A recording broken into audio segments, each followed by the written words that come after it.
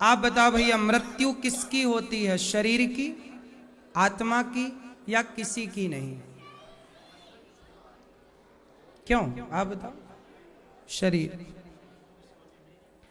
मृत्यु किसे कहते हैं? है? जैसे आप लोगों ने कहा कि शरीर की मृत्यु होती है, तो आप लोग ये भी लगे हाथ बता दो कि मृत्यु कहते किसे हैं? हैं? ठीक, आप बताओ मृत्यु किसे कहते हैं?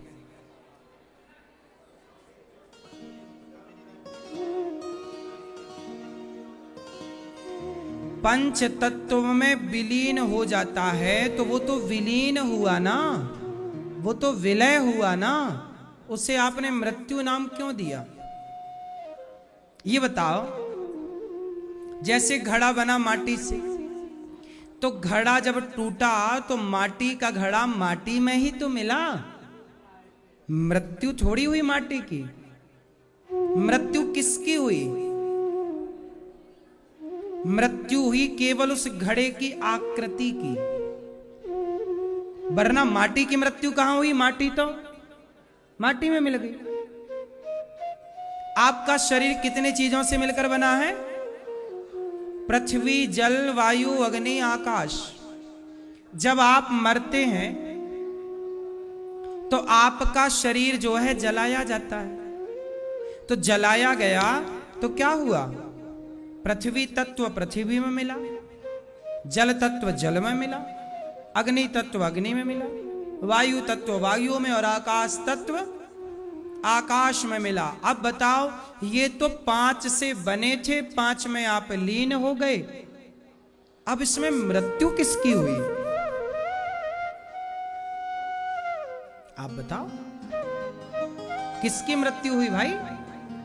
शरीर की। शरीर तो 5 चीजों से मिला था ना भैया, और 5 में मिल गया। वो प्रोसेस मिलने का था जो अग्नि लगाई गई, वो 5 का 5 में मिलने का प्रोसेस था। जमीन पे गाड़ना या आग लगाना, उस प्रोसेस को यदि आप मृत्यु कहते हैं तो बात ठीक तो लगी नहीं। आप कहते हो तो ठीक है भाई, मान लेते हैं। नहीं, भगवान से कनेक्शन शरीर का था ही, कब के खत्म हो जाएगा? हाँ, तो आत्मा तो मरी ही नहीं,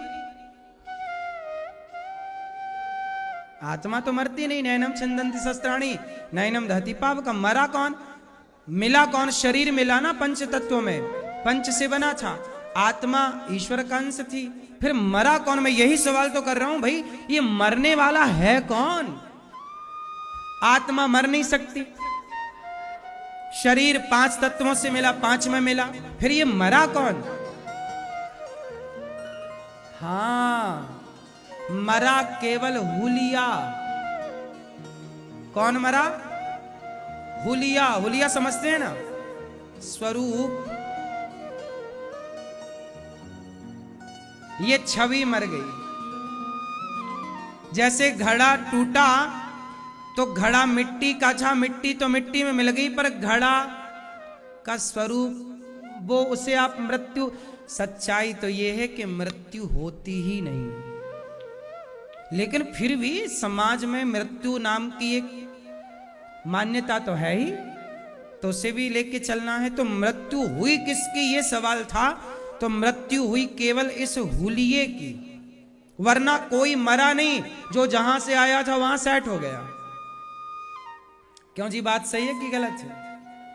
5 तत्व मिले थे, 5 तत्वों में आप चले गए।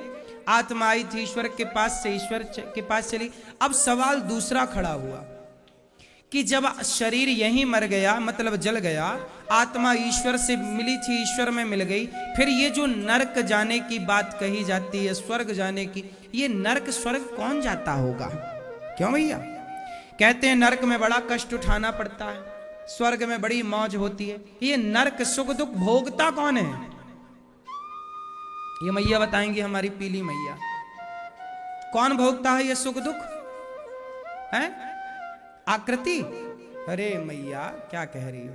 आकृति तो मर ही गई ना, मर ही गई तो भोगेगी। आकृति क्या भोगती है भाई? क्यों ये नर्क वर्क कौन जाता है? स्वर्ग। भैया बताएंगे चश्मों वाली भैया। शरीर तो यहीं जल गया। पीछे वाले दादाजी चश्मा वाले, हाँ हाँ आपके बगल में टोपी वाले बताएं चलो। कौन मरा कौन गया, ये स्वर्ग अंदर कौन जाता है? अच्छा हम बताएं। ठीक, हमारा शरीर होता है एक, ये इसे कहते हैं स्थूल शरीर, ये चिता पे जल गया। एक होता है सूक्ष्म शरीर। जैसे आप सोते हो ना तो सपने में आप देखते हो कि आप गंगा जी गए, आप वृंदावन आए, आप हरिद्वार गए। कैसे? सपने में। सपने में देखते हो ना एक शरीर। सपना जब आप देखते हो तो एक शरीर होता है, एक बिस्तर पर सोया होता है, एक सपने में आपके संग होता है। दो हो गए कि नहीं? तो स्वप्न का जो शरीर था उसी का नाम है सूक्ष्म शरीर। जब आप मरते हैं तो स्थूल शरीर जल जाता है, सूक्ष्म शरीर जो होता है आत्मा निकलती है इससे, उस सूक्ष्म शरीर में प्रवेश कर जाती है और यमदूत उस सूक्ष्म शरीर को पकड़ कर ले जाते हैं। वह सूक्ष्म शरीर जो स्वप्न का दृष्टा था, वही सूक्ष्म शरीर चार चीजों से मिलकर, शरीर ये पंच तत्वों से बना, ये शरीर बना पांच चीजों से मिलकर, ये वाला स्थूल शरीर। पर सूक्ष्म शरीर बना था चार चीजों से मिलकर। सूक्ष्म शरीर कितने चीजों से मिलकर बनता है? चार। कौन कौन से?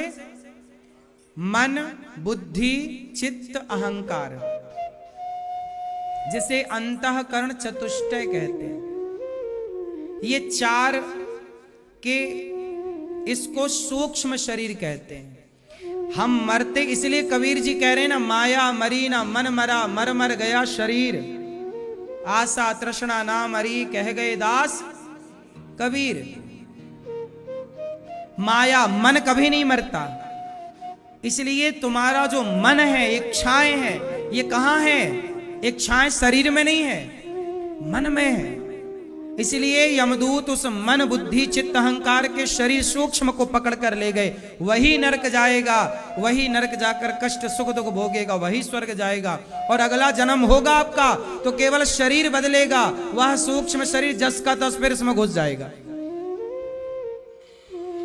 आप अनादि हैं, आप सनातन हैं, अनादि हैं। आपका ये शरीर बदला है, शरीर बदलता है। वासांसी जीर्णानि यथा विहाय, वह आत्मा नहीं बदलती। आत्मा क्या है? वही सूक्ष्म शरीर को लेकर चलती है आत्मा, वही है सूक्ष्म शरीर। सूक्ष्म शरीर आज इस शरीर को मिला, हम मरेंगे। मरेंगे मीन्स आपकी भाषा में जब मरेंगे, जलेंगे, तो हमारा ये शरीर, यही अनिरुद्धाचार्य का ये हुलिया खत्म हो जाएगा, हमारे सूक्ष्म शरीर निकलेगा, हमें दूसरी योनि में डाल दिए। ये मोक्ष होना होगा तो भगवान के धाम में भगवान बिठा देंगे। भेजना होगा तो फिर कहीं स्त्री के शरीर या पुरुष का शरीर, कुत्ता बिल्ली जो भी भगवान तय करेंगे, उस शरीर में हमें हमारा सूक्ष्म शरीर डाल दिया जाएगा, हम वो बन जाएंगे। यही चलता है सिस्टम, जन्म मृत्यु, जन्म मृत्यु, जन्म मृत्यु, पुनरपि जननम, पुनरपि मरणम। आप लोग करोड़ों बार पहले मर चुके हैं, है ना? कितनी बार मर चुके हैं? मैया बधाई हो, आप करोड़ों बार किसी की पत्नी बन चुकी हो, बधाई हो आपको। आप करोड़ों बच्चे पैदा कर चुकी हो, हर योनि में, हर जन्म में। है कौन हंस रहा? तुम भी तो बन चुके हो। तुम कौन से बच्चे हो? प्रकृति तो सबके लिए है। सब लोग करोड़ों बार जन्म ले चुके हैं, करोड़ों बार मर चुके हैं। आप पिछले जन्म में क्या थी आप मैया? पता नहीं। पिछले जन्म में भी किसी की माँ रही होंगी, किसी की पत्नी। इस जन्म में फिर बनी, अगला जन्म फिर पता नहीं क्या होता है आपका। पुरुष का चिंतन करोगी तो अगले जन्म में खुद पापा बन जाओगी। यही चल रहा है, जन्म मृत्यु, जन्म मृत्यु। इसी से निकालने के लिए सत्संग भैया। और कितना इस दलदल में उलझोगे? एक भगवान की शरण में चले जाओ तो 84 के चक्कर से मुक्ति मिल जाती है। 84 लाख योनियों, यही मुक्ति, यही मोक्ष है। यही जन्म मृत्यु से मुक्त करने के लिए मोक्ष है भैया। मोक्ष की ओर आओ, मनुष्य बने हो ना, बड़े भाग्य मानुष तन पावा। बन लो मनुष्य तो पालो भगवान को, वरना भटकते रहो। दुर्लभो मानसो देहो देहि नाम क्षण भंगुरा। तो बात समझ में आई। इसलिए ये दास अनिरुद्ध बिल्कुल भगवान की शरण में रहता है, सेवा करता है। मुझे पता है आए मनुष्य बने, हम भी करोड़ों बार पहले जन्म ले चुके हैं, करोड़ों बार हमारा भी जन्म, करोड़ों बार किसी का बेटा बनना, किसी का बाप बनना, करोड़ों बार ये ठोकर खा रहे हैं। इस बार मौका मिला है, वृंदावन मिला, भागवत जी मिली, इस बार लग रहा है कि अब सवार लेते हैं और भगवान की शरण में चलते हैं। अब भटकने से बच जाएंगे। अब थोड़ा उम्मीद लग रही है कि हाँ अब बचेंगे। अब थोड़ा उम्मीद है कि भगवान की शरण में गए तो हम बच जाएंगे। इसलिए हम प्रभु की शरण में रहते। प्रभु जो हैं आप हैं। इसलिए दास अनिरुद्ध सेवा करता। मैं किसी का दिल नहीं दुखाता, ना किसी को मारता, ना गाली देता, ना मैं सिगरेट पीता, ना शराब पीता। भगवान का प्रसाद खाकर माताओं के पांव दबाकर सेवा करता हूँ। समाज की सेवा जो बन पड़ी सेवा करा। मैं हर पाप से बचता हूँ, क्योंकि पाप करूंगा फिर पाप भोगने आना पड़ेगा। अभी आने जाने से मुक्ति पाओ। कितना आओगे भाई, और कितना कितना जन्म तुम्हारा हो गया। हिचकोले खाते खाते तुम्हारा पेट ही नहीं भरा, हम क्या करें। क्यों मैया, और आओगी आप दोबारा? नहीं। कितनी बार और जन्म लोगे आप लोग? हम भगवान से कहते हैं प्रभु हमारा अगला जन्म होए तो फिर ऐसी कृपा करना कि अगले जन्म में जन्म से ही मृत्यु तक, हे प्रभु हमारा मन सदा आपके श्री चरणों में, हे जगन्नाथ जी, हे श्रीमन नारायण, सदा आपके चरणों में हमारा मन लगा रहे, एक क्षण के लिए ना हटे। आपकी और आपके भक्तों की सेवा होती रहे तो अगला जन्म मिले। हमें बार बार जन्म लेने में भी आपत्ति नहीं है, पर जन्म बार बार मिले, पर ऐसे मिले कि भगवान की भक्ति ना छूटे, भगवान के भक्तों की सेवा ना छूटे। अगले जन्म में कहीं हम भी नशा करके ना पड़े रह जाएं किनारे, कहीं हम भी कहीं गलत नशा में सुरा सुंदरी की तरफ ना भाग जाएं। इसके लिए भगवान बचाएं और हर जन्म में भक्तों की भक्ति मिले और प्रभु आपके चरणों में चित्त लगा रहे। हर क्षण आपके चरण मेरे ध्यान में बने रहे, आपका ध्यान बना रहे। यही अगला जन्म भी हो तो कोई दिक्कत नहीं है, लेकिन भक्त के रूप में हो, भारत में ही जन्म हो, भगवान का स्मरण मेरी वाणी सदा करती रहे, तब तो जन्म लो यहां, वरना क्या आना जाना। अब बहुत आए गए, अब थोड़ा भगवान के चरणों में विश्राम, भगवान के चरणों में विश्राम करने का नाम ही मोक्ष है। आप कौन हो? आप कर्म हो, आत्मा हो?